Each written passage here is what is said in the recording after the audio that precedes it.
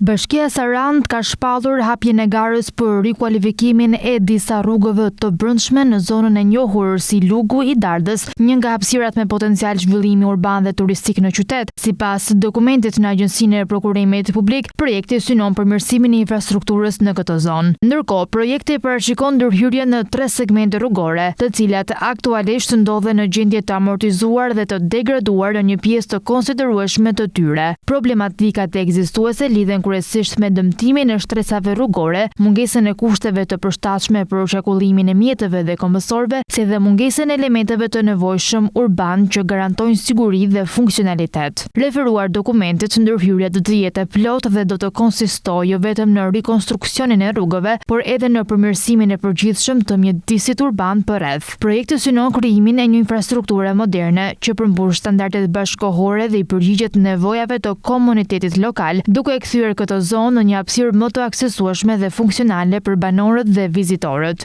Një tjetër aspekt i rëndësishëm i këtij investimi është ndikimi që pritet të ketë në zhvillimin turistik të zonës. Lugu i Dardhës konsiderohet si një nga zonat me frekuentim në rritje nga pushues vendas dhe të huaj. Përfituesit kryesor të projektit do të jenë dhe banorët e zonës. Fondi limiti i parashikuar për realizimin e këtij projekti është 20.699.000 lekë. Sipas dokumentit, projekti do të hartohet dhe zbatohet në përputhje me të gjitha normat dhe standardet në fuqi, sipas Bashkimit Evropian si dhe praktikave më të mira ndërkombëtare në fushën e projektimit dhe ndërtimit. Ky investim synon të përmirësojë cilësinë e jetesës për qytetarët, duke i dhënë njëkohësisht një shtysë të re zhvillimit urban dhe turistik të qytetit.